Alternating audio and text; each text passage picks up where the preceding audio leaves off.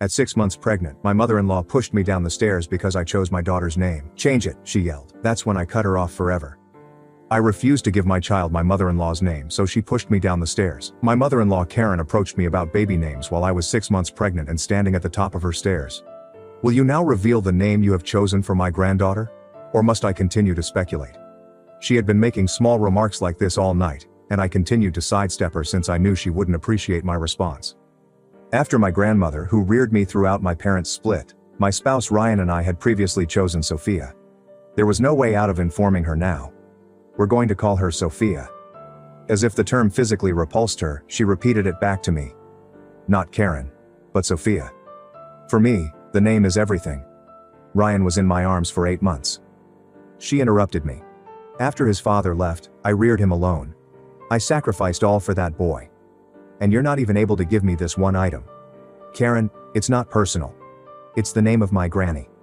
There was nothing humorous about Karen's laughter. "Your grandmother. The woman who made your husband is more important than some woman I've never known." "I did not intend that." I stumbled out. "What do you mean then? Because it seems like you're saying that I'm unimportant. You don't value the sacrifices of the past 30 years. The volume of her voice was increasing, and I erred by adding, "Let's talk about this later when you've calmed down." She moved closer, and I retreated, only to find the stairs behind me. "Calm down? You're standing in my house telling me my name isn't good enough for your disgusting baby and I need to calm down. Do you know what I believe? Since the day you met Ryan, I believe you have been attempting to get rid of me. You desire him exclusively. You want to get rid of me entirely." "That's not true, Karen. I hope you can appreciate my point of view." The beads of sweat on my forehead were palpable. "Then demonstrate it. Modify the name." "You can't ask me to do that, Karen." In a manner I had never witnessed before. Her eyes were icy. Incorrect response. Her hand was on my chest before I realized it, and she gave me a forceful shove, which caused me to lose my equilibrium and begin to tumble. I reached for nothing. My brain could only scream one thing, so my arms wrapped about my tummy and my hips smashed on the stairs. "Keep the infant safe." The wind left my body as soon as I struck the bottom, and I just lay there looking up at 40 expressionless faces. For a brief while I noticed Karen standing at the top with her arm outstretched.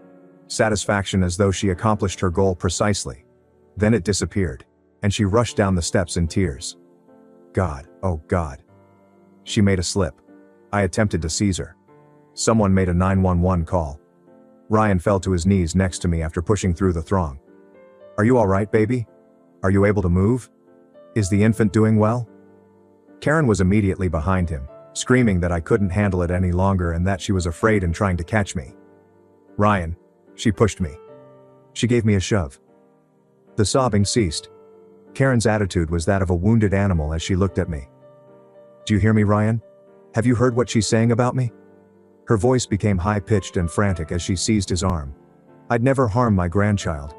I attempted to apprehend her. "She's perplexed. She struck her head, Ryan. She is unsure of her own words." No one spoke. Ryan seemed to be seeing his entire world fall apart as he glanced between us. "Just give her some room, Mom. How in the world am I experiencing this?" She went to sit on the couch and sobbed. The ambulance arrived. Ryan held my hand the entire time he cycled behind me. He kept inquiring about my well-being and assuring me that everything would be all right. But his expression gave me the impression that he was unsure of which version of events to accept. I was connected up to monitors at the hospital, and after what seemed like an eternity, we received word that the baby was doing well. I started crying so much that I was having trouble breathing. Ryan also shed tears. Then he asked me what actually occurred up there. He kept mumbling, "Thank God." And I thought, okay, now he believes me. Now he sees what his mom really is. I repeated it to him. My stomach began to drop as he became silent for a considerable amount of time. The name made her angry. "She wouldn't harm you physically, but I am aware of that. It's likely that you lost your balance." She pushed me after placing her hand on my chest. "Ryan."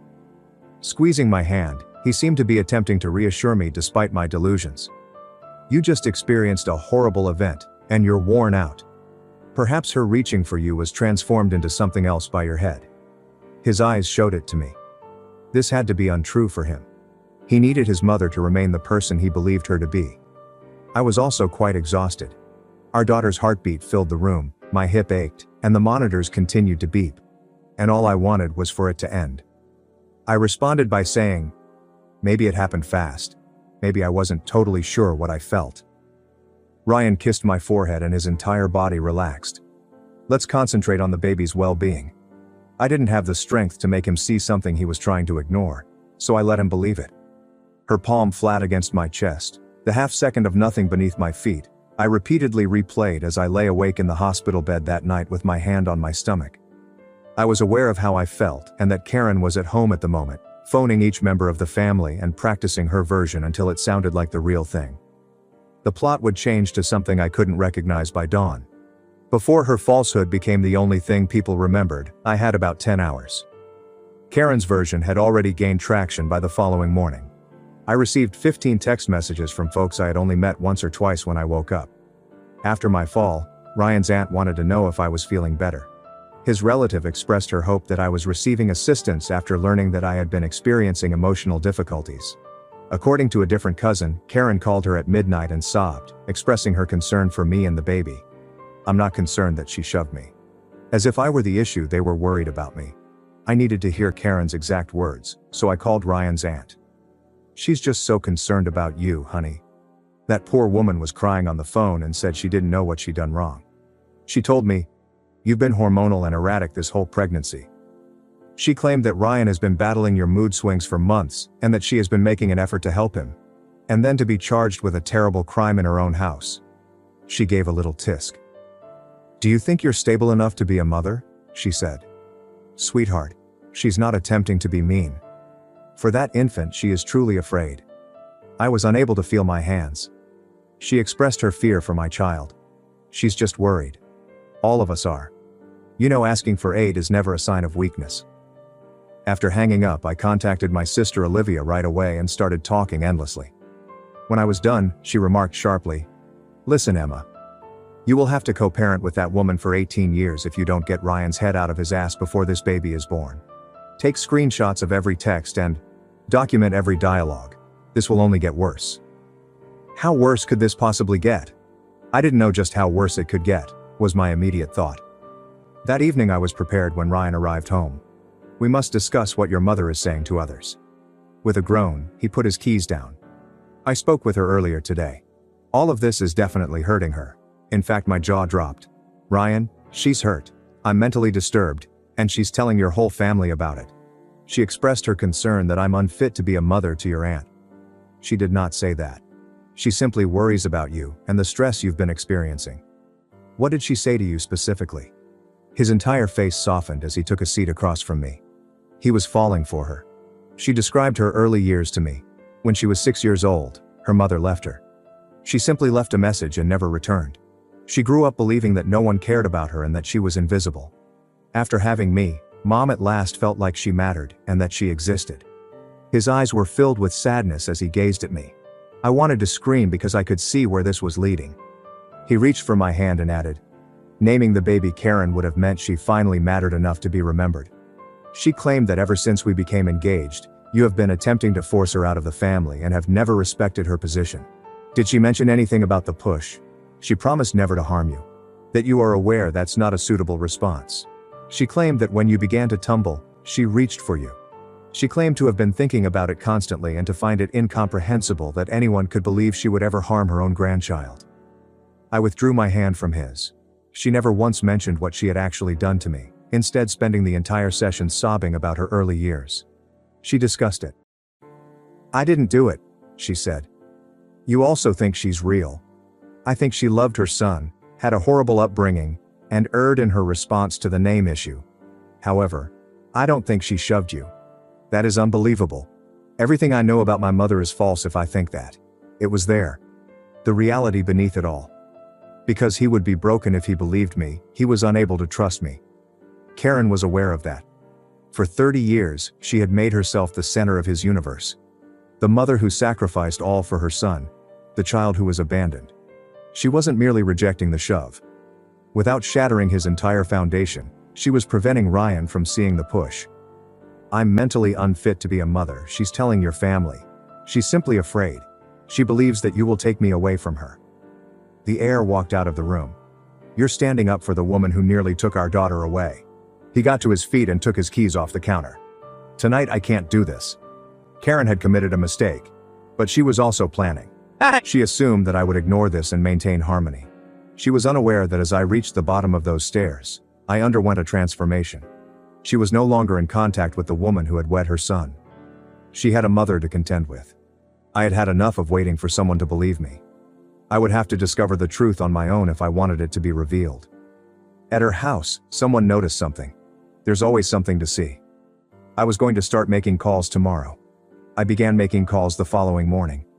The only person who hadn't texted me to pretend to be worried or to inquire whether I was getting aid was Ryan's cousin Lily, who had attended the party. I assumed I could rely on her. She called me within 10 minutes after I messaged her to ask if we could talk. She said, "I was wondering when you'd reach out. Though I wasn't sure whether you wanted to hear from any family members at the moment, I still wanted to say something. If anyone witnessed what transpired at the stairs, please let me know." I could hear her breathing when she fell silent. She said, "I didn't see the push. It made me feel powerless. I had no idea how I was going to prevail in this conflict." Lily spoke next, but I caught a glimpse of her face just before you fell. Emma's expression. She paused. When you fell down, she didn't appear surprised. She appeared content, as if she had accomplished her goal. She was running down in tears when it vanished. Since I too saw that, I was genuinely relieved. I wasn't insane. "Would you say that to Ryan?" Bitterly, she laughed. "He's not going to believe me. They never do." "What are you saying?" At a family cookout when I was 16, Karen told everyone that I had stolen $200 from her purse. She was so convincing, sobbing and trembling and screaming she couldn't believe her own niece would do this to her. But I didn't believe her. Lily's tone tightened. She was believed by my parents. They made me acquire a job to reimburse her for money I never took, and they grounded me for the entire summer. Lying about me now wouldn't matter to her if she had lied about Lily when she was 16. I think she still thinks I took it. Lily let out a deep sigh. After she makes up her mind that something happened, it becomes real to her. It doesn't matter what really happened. That someone like her was my mother-in-law and the grandma of my future daughter made me feel ill. I showed Ryan everything when he got home. Lily's text regarding Karen's facial expression, the money narrative, and the warning about her delusion. His expression altered in a way I had never seen before after he read it twice. Shaken, not defensive, nor offering justifications. He sat there looking at his phone as if it were the first time he had ever seen his mother. All I felt was fear, even though I wanted to feel like I had won something. This was not going to end with Karen sobbing over the phone to family members if Lily was correct about the pattern. The situation was only going to worsen. My phone rang 3 days later, and I saw Karen's name. I have no idea why I responded. Perhaps I genuinely believed she would offer an apology. Perhaps I simply didn't want to give her another excuse to label me challenging. "I know you've been talking to Lily," she continued, eschewing the politeness entirely. I clenched my jaw and said, "I know you're digging around trying to turn my own family against me. I'm just trying to get people to see the truth." She laughed.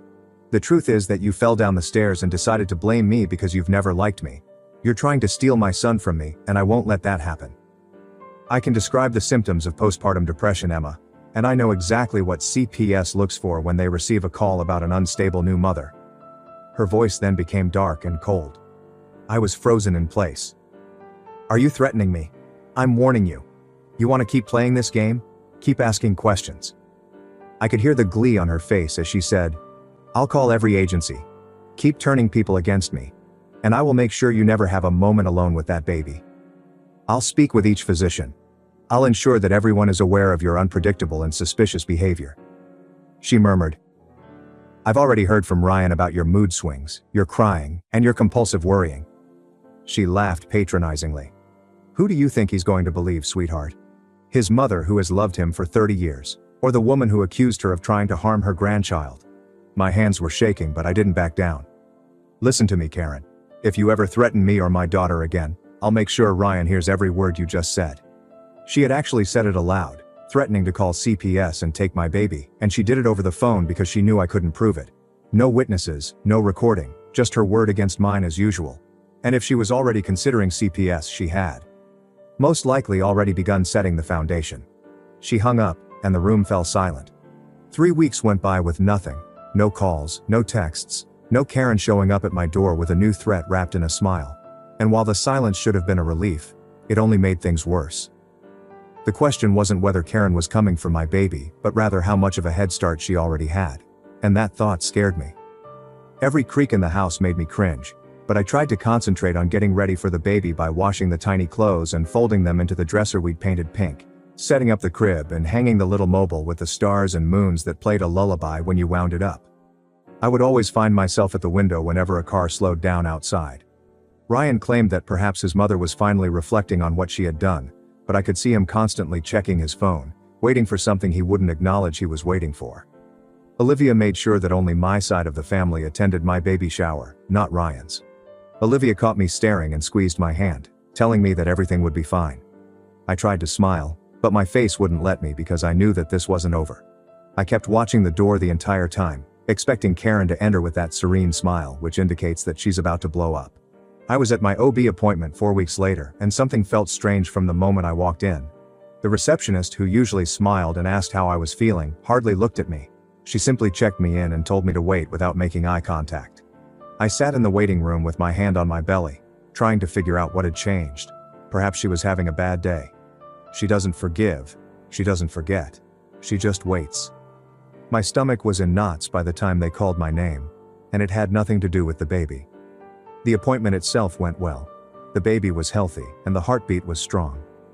However, I caught one of the nurses glancing at me from behind the desk and turning away when I caught her. Perhaps I was being overly suspicious. I had 3 or 4 weeks until my due date, but after we were done, my doctor asked if she could talk to me in private for a little while. She closed the door and sat down across from me with a cautious expression on her face, saying, "I need to tell you something, and I want you to stay calm." My entire body went cold. We've had multiple calls over the past 3 weeks from someone posing as a worried family member, asking about your mental health history, whether you've displayed signs of instability or paranoia during your pregnancy, and whether you've had any psychiatric episodes. Is there something wrong with the baby? No, the baby is perfect. This is about something else. She paused as if she was carefully choosing her words. I had to put a password on my file because I couldn't breathe for a moment. What did you tell them? Nothing. We don't give out patient information to anyone, but I wanted you to know because the calls have been persistent and specific. Whoever this is seems to be trying to build some sort of case. I knew exactly who it was. I didn't even need to guess. I was going to say the same thing, and I'm also recording these calls in your chart in case you need a record later. My doctor nodded, and I thanked her before leaving that office with my hands shaking. Karen wasn't just talking anymore. She was taking action. No information goes to anyone, including family, without that password. I got a strange call this morning from someone claiming to be a friend of yours. They asked if you'd seemed erratic or unstable at work lately. They mentioned you were pregnant and suggested someone check on you. My jaw clenched. Did they leave a name? No. 3 days later, my boss called me into her office looking confused and a little uneasy. I told her it was a family matter and I was taking care of it, and she nodded, but I could see the doubt in her eyes. They said they wanted to remain anonymous because they didn't want to upset you, but they were adamant that I should be on the lookout for warning signs. She only needed to sow seeds, get people to ask questions, and leave a trail of worried calls, so that if anyone looked into it later, they would discover a pattern of people expressing concern about my mental health. I called Olivia on my way home and told her everything. She didn't need anyone to believe her completely. She remained silent for a while before revealing that she had been doing some research and that she had contacted Ryan's aunt, who had inquired about my well-being following my fall, and that Karen had been phoning her weekly to weep about you, claiming that you had been experiencing psychotic episodes, and that she was afraid for her grandchild. Since I couldn't drive and hear this at the same time, I pulled over. Olivia added, "If something happens," I sat there in my parked car staring at nothing. Karen wasn't just trying to make me look crazy, she was recruiting people, getting witnesses lined up for whatever she was planning. "If something happens," she said, asking the aunt if she would be willing to be a character witness. I sat Ryan down when he got home and told him everything. The calls to my doctor, the calls to my workplace, and what his aunt told Olivia. As I spoke, I noticed a shift in his expression. First one of bewilderment, then one of disbelief, and finally, what I had never seen in him before: fear. "She's trying to take the baby," he said quietly. He took out his phone and called her, and I watched him put it on speaker. She answered on the second ring, all warm and lovely. "Hello, honey. I've missed your voice." "Mom, have you been calling Emma's doctor?" Silence. A long one. Then her voice came back different. "Careful. You know your wife hasn't been stable, and you've told me yourself how emotional and paranoid she's been." Ryan hung up, and as he sat there staring at his phone with a pale face, I realized what had happened. Ryan had been venting to his mother as usual, telling her that I was tired, emotional, and worried about the birth, all of the usual pregnancy stuff. That night, Ryan went to check the mail and returned with a single envelope from his mother, which he handed to me and opened, revealing a piece of paper with neat handwriting and blue ink. Karen had taken every word and turned it into ammunition, but she didn't call back or text, which I almost wished she would have done because the silence was worse. It said, "All you had to do was name her after me," with a tiny rightward slant. "Enjoy these final weeks together." After reading it 3 times, my hand began to shake so violently that the paper rattled. Ryan grabbed it from me and read it, and I saw his face become white. We didn't speak for a while and I had trouble falling asleep that night. Karen had come up to our house, placed that envelope in our mailbox with her own hands, and while we were inside, going about our lives, she was right there, close enough to touch our door, no longer hiding. I just lay there with my hand on my belly, feeling my baby's kick, and thinking about that note. I went into labor at 38 weeks on a Friday morning, and my water broke in the kitchen while I was making toast. For a moment, I just stood there staring at the puddle on the floor, thinking, this is it. Karen had made it clear that she wouldn't miss the birth, and she wanted me to know that she could reach me whenever she wanted. The birth was 2 weeks away, maybe less. When we arrived at the hospital, Ryan reminded the nurses that his mother, Karen, was not permitted entry under any circumstances before I could. If she showed up, you should call security. Don't speak to her. Don't let her speak to anyone and simply get her out. Ryan drove me there, exceeding the speed limit by 15 miles per hour the entire way. He turned to me and took my face in his hands, saying, "She's not getting anywhere near you, I promise." The nurse looked a little surprised by his tone, but he nodded and took a note. I felt like I had been supported throughout this entire ordeal. After his mom left the note, he completely changed his mind and told himself that his mother was a cruel person. I would squeeze Ryan's fingers until I could feel his bones grinding together, and he never once complained as I held his hand through contractions that felt like my entire body was being torn apart from the inside, coming in waves that made it impossible to think about anything else. I was 6 hours into labor. Ryan's head snapped toward the door. "No, no, no, no." The yelling grew louder. He continued to tell me that I was doing great and that our Sophia was almost here. At first I couldn't hear the words, but I recognized the voice from somewhere down the hall. Before I could stop Ryan, he was out the door, and I heard his voice blending with Karen's as she screamed about her rights, about her grandbaby, and that we were keeping her away from her own family. Another contraction struck, and all I could do was hold on to the bed rails and try to breathe. "You need to leave now." "Ryan, honey, I'm just worried about the baby. You know she's not stable. You've told me yourself." I said, "Leave. I'm your mother. I have every right to be here when my grandson is born. You have no rights." Hers was loud and frantic, while his was low and hard. "When you shoved my pregnant wife down the stairs, you lost them. I didn't shove her, she fell. Why won't anyone believe me? I've only loved this family, and now I'm being treated like a criminal. You called her doctor, her job, and CPS, and you left a note in our mailbox telling her to enjoy her final weeks with our child. I gave up my entire life for you, Ryan, and this is how you repay me. By picking her over your own mother. Yes, I'm picking her. I'm picking my wife and my daughter, and I'm telling you right now. If you don't leave this hospital, I'll call the police myself. You're not a worried grandmother, you're a stalker. How dare you talk to me like that after everything I've given up for you?"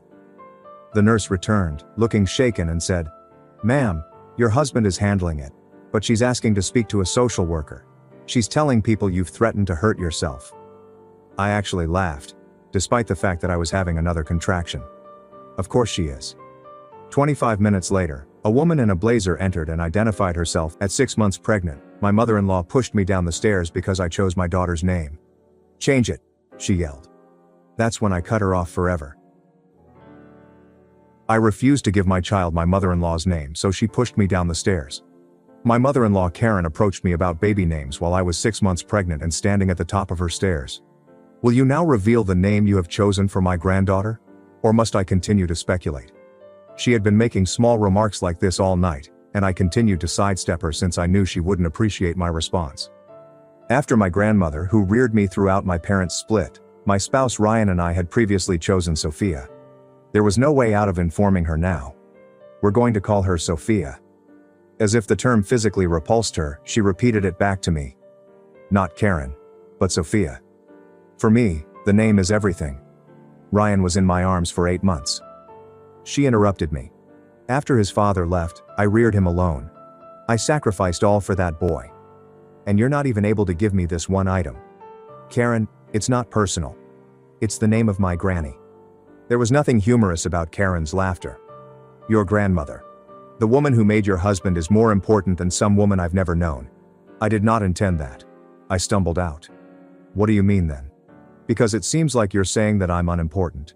You don't value the sacrifices of the past 30 years.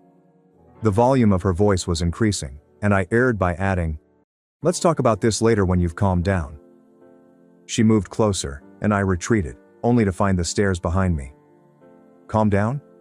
You're standing in my house telling me my name isn't good enough for your disgusting baby and I need to calm down. Do you know what I believe? Since the day you met Ryan, I believe you have been attempting to get rid of me. You desire him exclusively. You want to get rid of me entirely. That's not true, Karen. I hope you can appreciate my point of view. The beads of sweat on my forehead were palpable. Then demonstrate it. Modify the name. You can't ask me to do that, Karen. In a manner I had never witnessed before. Her eyes were icy. Incorrect response. Her hand was on my chest before I realized it, and she gave me a forceful shove, which caused me to lose my equilibrium and begin to tumble. I reached for nothing. My brain could only scream one thing, so my arms wrapped